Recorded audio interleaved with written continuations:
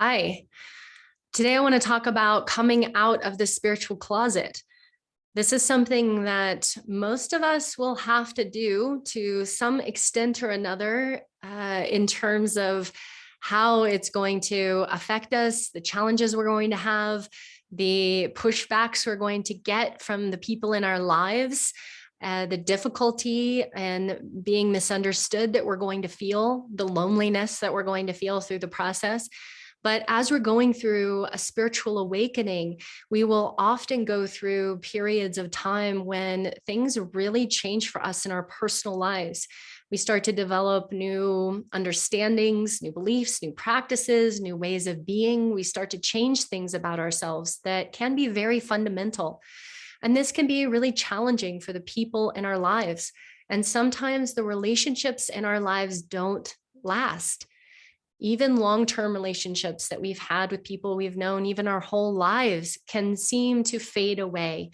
Sometimes they'll come back and we'll be able to reintegrate them back into our lives.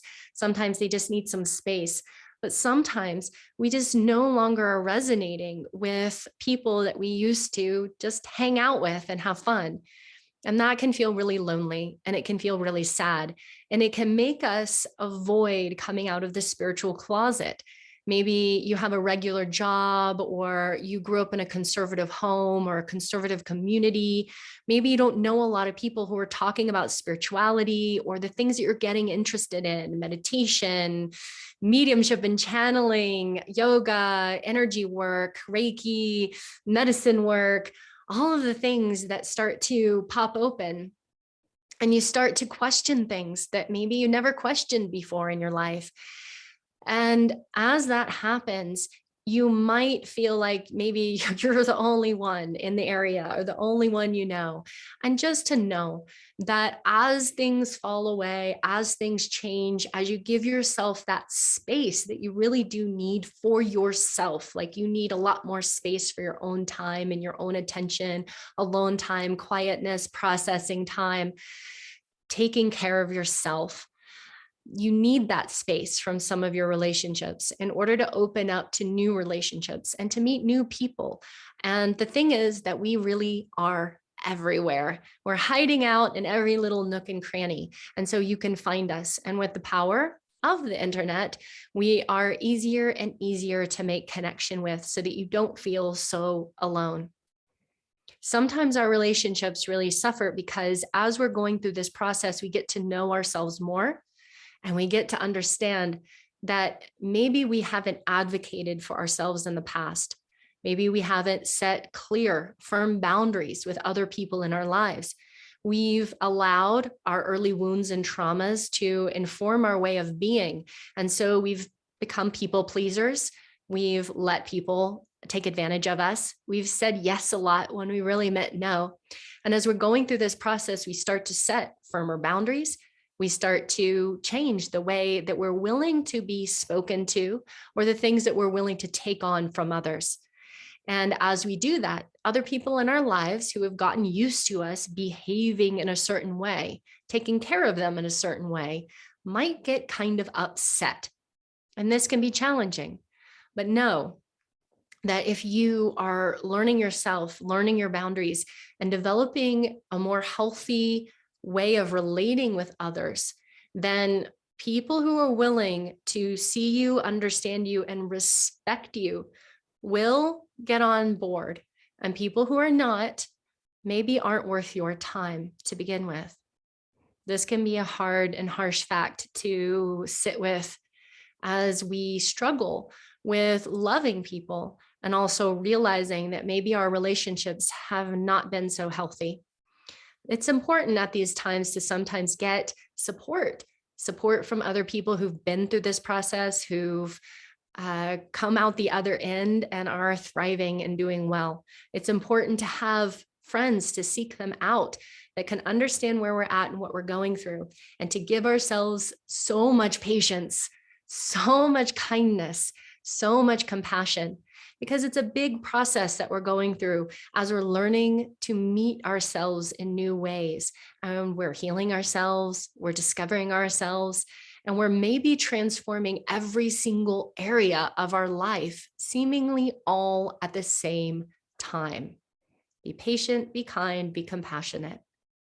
Understand that you are indeed a work in progress, and that's okay.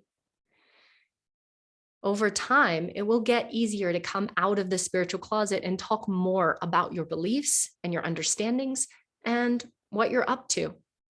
You might not be able to talk about all the things that you're into right now with everybody in your life. They might freak out.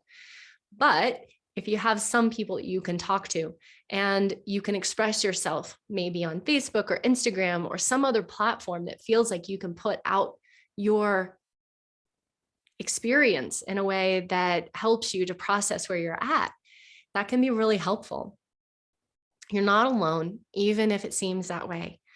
And it's important that you get to the place of being able to understand yourself and to accept who you are.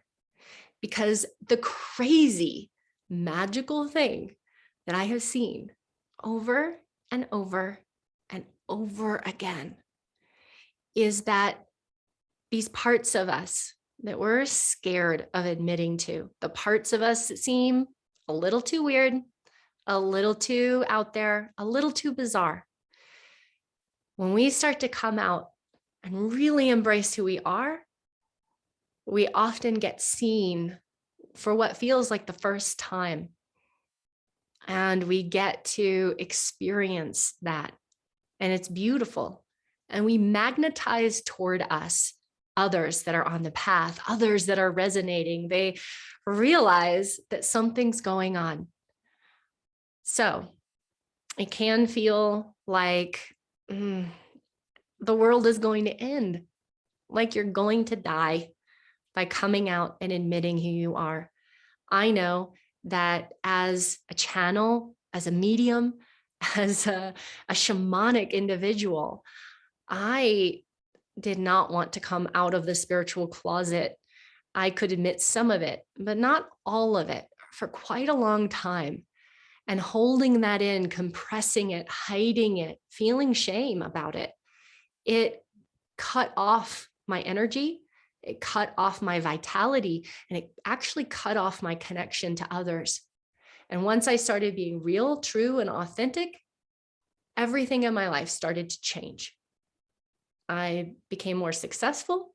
I developed work that I truly love.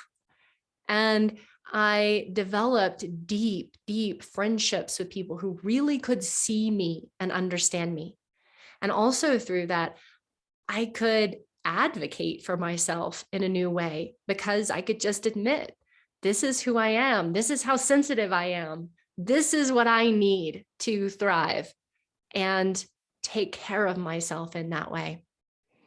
So that's my hope for you, my blessing that I bestow upon you, that you allow yourself to experience that in this lifetime, because truly there is nothing like it, the freedom of coming out.